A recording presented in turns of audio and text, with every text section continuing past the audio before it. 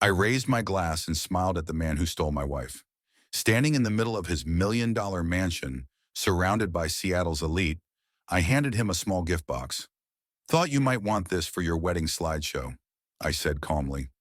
Inside that box wasn't just a simple keepsake, it was the end of everything he and my wife had built on lies. 12 years of marriage, thrown away the moment Melissa saw a bigger paycheck and a fancier lifestyle. She thought I'd just fade into the background, another ex-husband left in the dust. What she forgot is that I don't need revenge served hot or cold. I prefer it calculated, silent. So while they toasted to their future, I made sure they'd never escape their past. And by the time Richard opened that USB drive, the damage was already done. If you've ever been betrayed by someone you sacrificed everything for, stay with me. Because sometimes the best payback isn't loud. It's watching them destroy themselves with the truth you placed in their hands. What would you have done if your spouse left you for power and money? Subscribe to Revenge with Chris, because this isn't just a story about betrayal. It's about knowing exactly when to smile and when to strike. For most of my life, I believed that loyalty and hard work were the foundation of any lasting relationship. When I met Melissa during her second year of law school, I thought I'd found someone who shared those same values. She was ambitious, driven in a way that lit up every room she walked into. I was the quiet, steady type, a cybersecurity specialist working remotely, happy to let her chase her dreams while I provided the stability. From the very beginning, we were a team, or so I thought. I supported her through late nights of studying, helped cover her tuition when scholarships ran thin, and celebrated every small victory along the way. When she graduated and landed a job at one of Seattle's top law firms, I couldn't have been prouder. We didn't have much in those early years, just a modest apartment, two demanding careers, and a shared belief that we were building something together. For 12 years, I adjusted my life to fit hers. I worked flexible hours, picked up the slack at home, and never once complained when Melissa's job consumed more of her time.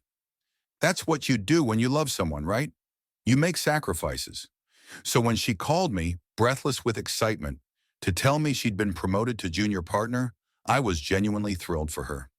I spent days planning a surprise celebration, invited a few close friends, ordered her favorite wine, even arranged for a catered dinner.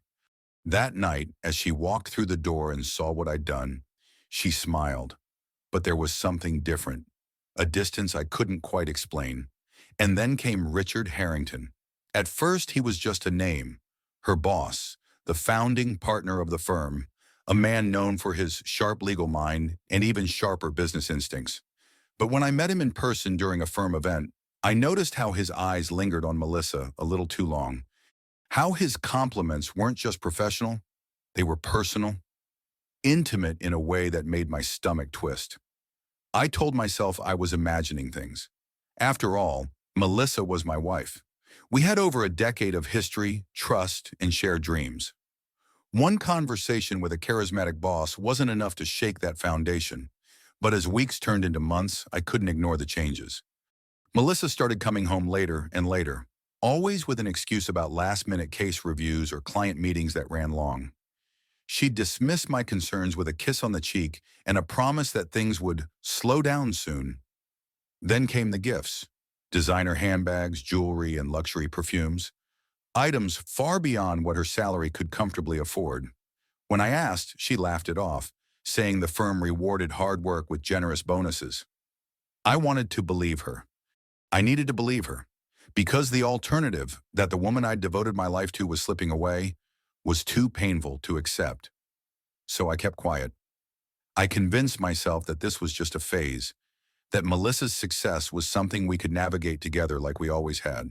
But deep down, a seed of doubt had been planted, and it would only be a matter of time before that doubt grew into something I couldn't ignore. The turning point came on a rainy Thursday evening. Melissa had told me she was flying out for a weekend legal conference in San Francisco, something about networking with high-profile clients. I didn't question it. By then, her frequent trips had become routine. But as I was tidying up the living room that night, her purse, carelessly left on the counter, caught my eye. I wasn't the type to snoop. 12 years of marriage had taught me to respect boundaries. But something about the way she'd rushed out the door that morning, it didn't sit right. I told myself I was just looking for peace of mind when I reached into her bag. What I found did the exact opposite. A hotel receipt. Not from San Francisco, but from a five-star resort just an hour outside Seattle. The dates matched the weekends she'd claimed to be away at conferences. My heart pounded as I sifted through the rest of her things. More receipts, spa bookings, expensive dinners for two. All of them pointing to the same conclusion I'd been too afraid to face. When Melissa returned that Sunday night, glowing and relaxed, I confronted her. I held up the receipts, my hands trembling, not with rage, but with the weight of betrayal. She didn't even flinch. Instead, she rolled her eyes and laughed, a cold, dismissive sound that cut deeper than any shouting match ever could. Are you really going through my things now, Thomas? How paranoid have you become? Her words dripped with contempt, as if I were the problem for daring to question her. I asked her outright if she was seeing Richard. She didn't deny it. She didn't confirm it either. All she said was, I need someone who understands where I'm headed. You wouldn't get it. That was the moment I realized Melissa wasn't just having an affair. She'd already left our marriage in her mind. I was nothing more than a convenient fixture in her past, something she'd outgrown like an old suit. Over the next few weeks, things deteriorated fast. Melissa stopped pretending altogether. She came and went as she pleased, barely offering explanations. The woman who once dreamed with me about a future together now spoke only of her ambitions, her success, her new life. Then one evening over dinner, if you could call the silence between us dinner, she finally said the words I knew were coming. I'm moving out. Richard and I are together now. No apology, no remorse. Just a blunt statement, as if informing me of a business decision. I didn't argue. What was there to fight for when the person you loved had already replaced you, emotionally, physically, and in every plan she had for the future? 2 weeks later, social media lit up with photos of Melissa and Richard at charity galas, expensive vacations, and finally, their engagement announcement. The captions made me sick, phrases like power couple and a love built on mutual ambition. Friends reached out awkwardly, unsure of what to say. Some avoided me altogether, too uncomfortable to face the reality of Melissa's betrayal. Then came the final insult, a formal invitation to their engagement party, delivered to my mailbox by Richard's assistant. I stared at the envelope, torn between fury and disbelief. Did they think I was so broken that I'd quietly endure this public humiliation? Or worse, that I was irrelevant enough to ignore entirely? But as I stood there holding that invitation, something inside me shifted. The pain dulled, replaced by a cold, clear focus. They wanted a celebration? Fine. I'd give them a night to remember, because Melissa and Richard had made one critical mistake. They underestimated the man they discarded, and they forgot that while they were busy playing games of power and greed, I had been watching, listening, collecting everything I needed to ensure their perfect world came crashing down on the night they least expected it. The moment I decided to attend their engagement party wasn't fueled by anger. It was something far colder. A quiet understanding that Melissa and Richard had crossed a line there was no coming back from. I wasn't going there to cause a scene. No shouting, no thrown drinks. That would have given them exactly what they expected. An emotional, broken man unable to handle betrayal. Instead, I planned to give them something far more dangerous. The truth. You see, while Melissa thought she was leaving behind a naive husband, she forgot who I was at my core. A cybersecurity specialist, someone trained to find weaknesses, expose hidden threats, and gather evidence without leaving a trace. It started weeks before the party, back when I first found those hotel receipts. I couldn't let it go, not just because of the affair, but because something about Melissa's behavior didn't add up. The gifts, the sudden influx of cash, the way she spoke about certain clients like they were obstacles, not people. So I did what I do best. I accessed her work laptop one evening when she left it at home, still logged into the firm's network. At first, it was standard case files, emails, scheduling, but then I found a hidden folder, encrypted, but not beyond my skill set. What I uncovered made the affair look trivial. Emails between Melissa and Richard detailing how they deliberately sabotaged cases for clients who couldn't afford premium fees. They'd pressure vulnerable clients into quick settlements, ensuring the firm made maximum profit while leaving those clients with far less than they deserved. It wasn't just unethical, it was illegal, blatant malpractice. And they documented everything, arrogantly believing no one would ever dare expose them. I spent nights compiling every piece of evidence, emails, financial records, manipulated case notes. I organized it all into a single USB drive, labeled innocently enough to avoid suspicion. By the time the engagement party rolled around, my plan was simple. Deliver the truth directly into Richard's hands, knowing he'd open it before the night was over.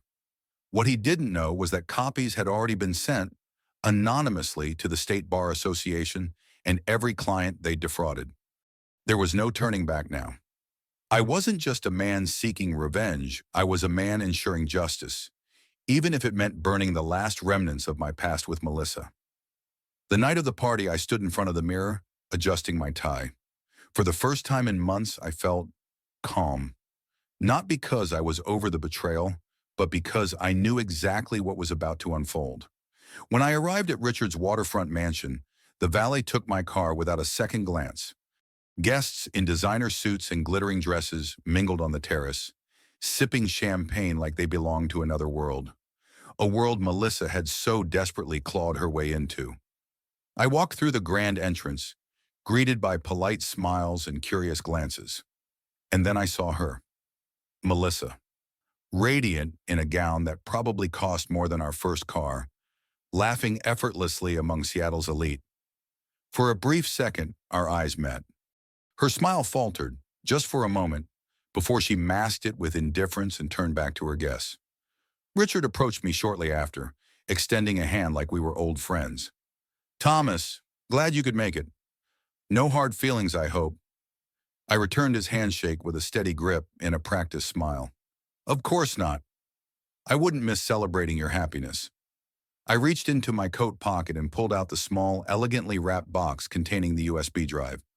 "A little something for you both. Thought it might be useful for your wedding preparations." He chuckled, clearly amused by what he assumed was a gesture of goodwill. I nodded politely and walked away, blending into the crowd. As the night carried on, music playing, glasses clinking, laughter echoing through the mansion, I kept my distance. I didn't need to see Richard open the box immediately. I knew curiosity would get the better of him soon enough. Standing alone on the balcony, overlooking the calm waters, I realized there was no satisfaction in revenge driven by rage. But there was a quiet power in knowing that, within hours, the facade Melissa and Richard had built would begin to collapse. And when it did, I wouldn't have to lift another finger. The truth was already in motion, and there was no undoing it. I've always believed that the most effective moves are the ones no one sees coming. Melissa and Richard thought they'd won. They thought I was just a forgotten chapter in Melissa's life story, a quiet, predictable man who would simply fade away.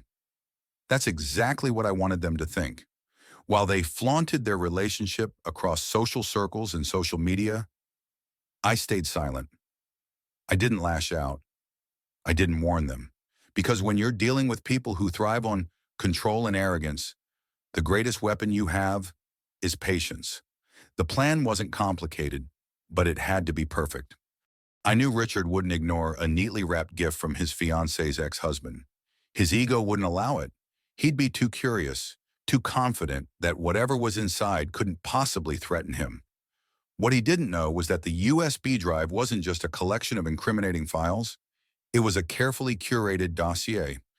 Every document was time-stamped, every email cross-referenced, every manipulated case file highlighted in a way that even a first-year law student could recognize as malpractice. But I didn't stop there. I drafted anonymous letters to the State Bar Association, attaching digital copies of the evidence. I also reached out, through secure, untraceable channels, to several former clients I identified in those corrupted case files. People who'd been cheated out of fair settlements because Melissa and Richard prioritized profits over ethics. Each message was simple. You were wronged. Here's the proof. Do with it what you will. By the time I walked into that engagement party, Everything was already in motion. The USB was just the spark. They were sitting on a powder keg, and they had no idea. I watched from across the room as Richard pocketed the gift without a second thought. Melissa barely acknowledged me, too busy playing the role of the perfect bride-to-be. It was almost amusing how easily they dismissed me, as if I were nothing more than a ghost haunting their celebration. About an hour into the party, I noticed Richard slipping away from the crowd, the small box still in his hand. Predictable. I stayed where I was, casually sipping my drink and making small talk with strangers who had no idea they were about to witness the unraveling of two careers. Richard's study was on the second floor, a fact I'd picked up from a quick glance at the mansion's open floor plan when I arrived. I didn't need to follow him. I already knew what he'd find. Inside that room, he was plugging the USB into his laptop, expecting a slideshow of sentimental photos or perhaps a passive-aggressive message. What greeted him instead was a folder titled, "For Your Eyes Only." The moment he opened it, he'd see a detailed index of every unethical decision he and Melissa had made over the past 2 years. And at the very top, a note written in plain text. By the time you read this, the relevant authorities and affected parties will have received copies. Consider this a courtesy. I could imagine the exact moment realization dawned on him. When the weight of what I'd done settled in, the panic, the disbelief that someone like me could dismantle everything he thought was untouchable. Minutes later, I saw him reappear at the top of the staircase, his face pale, scanning the crowd for Melissa. He gestured her over, his movements sharp and frantic. They disappeared together, no doubt trying to figure out how much damage had been done and how quickly they could contain it.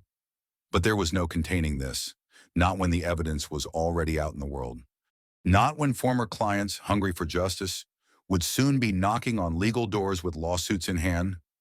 Not when the Bar Association would launch an investigation neither of them could sidestep.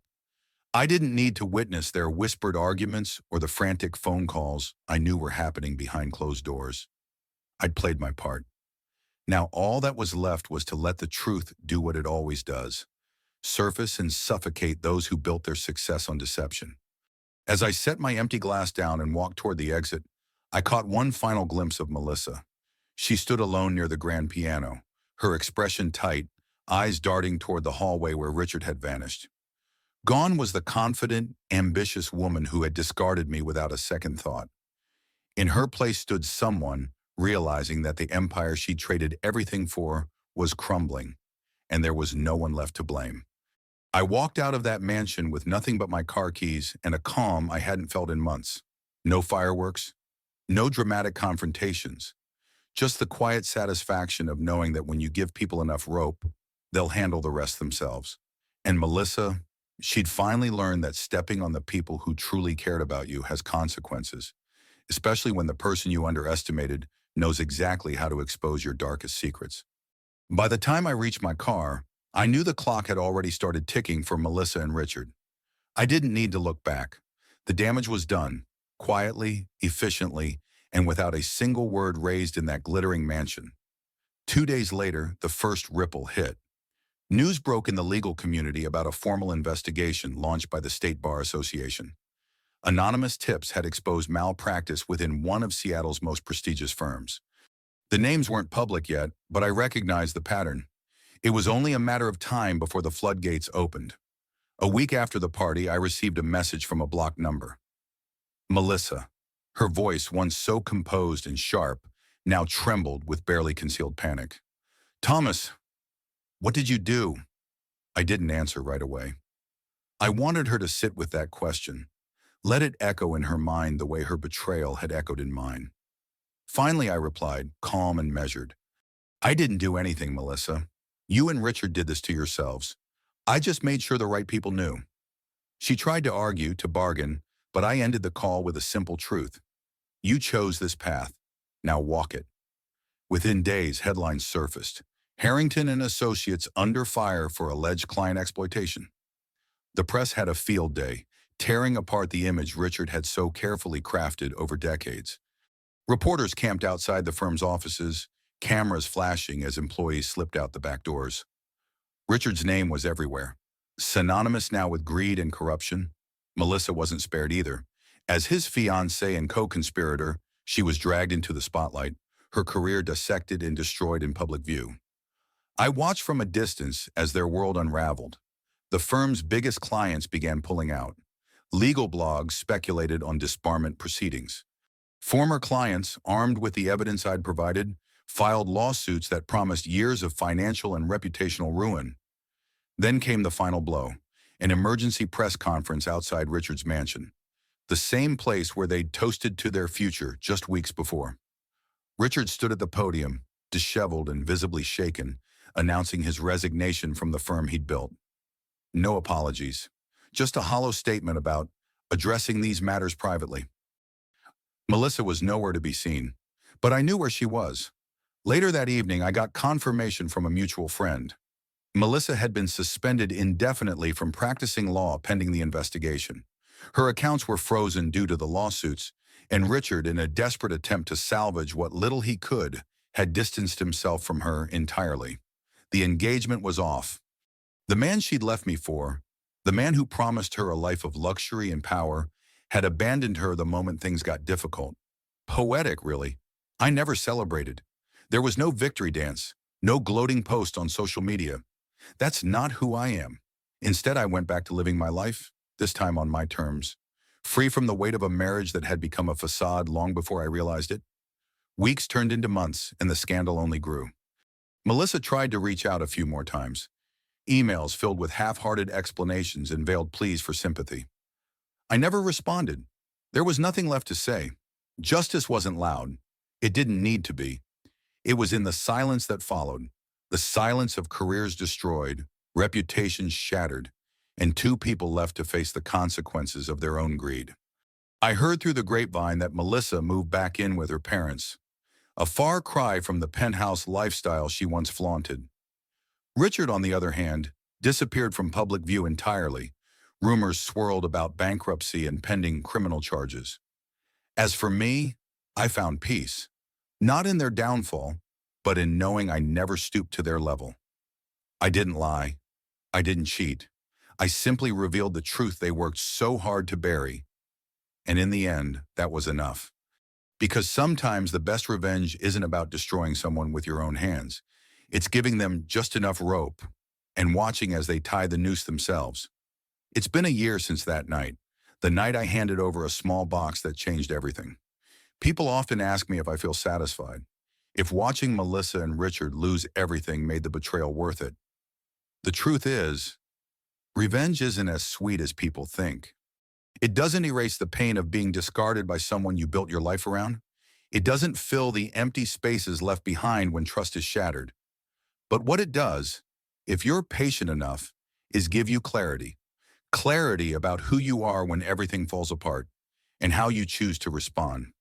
I could have let bitterness consume me. I could have become the angry ex-husband they probably expected, yelling, blaming, spiraling. But instead, I chose to be methodical, to let their own actions speak louder than anything I could ever say. Now I live quietly in a different part of Seattle, consulting for firms that actually value integrity. I rebuilt, not just my career, but my sense of self. Because when someone betrays you, it's easy to forget your worth in the shadow of their choices. I don't check up on Melissa anymore. Last I heard, she was still fighting legal battles, her once promising career reduced to a cautionary tale in law schools. Richard, he became a ghost, a name people whisper about when discussing how greed can destroy even the most powerful. What I've learned is simple. Betrayal reveals more about the betrayer than it ever does about you. And real strength isn't in how loud you react, but in how calmly you let the truth do its work. So if you ever find yourself standing in the ruins of trust, wondering how to move forward, remember this: you don't need to shout. You don't need to seek vengeance with fire and fury. Sometimes the smartest thing you can do is smile, step back, and let people face the consequences they created. What would you have done if you were in my shoes? Would you have stayed silent or struck back in your own way? Let me know in the comments. And if stories like this resonate with you, don't forget to subscribe to Revenge with Chris. Because life has a way of teaching lessons. But here we make sure those lessons are never forgotten.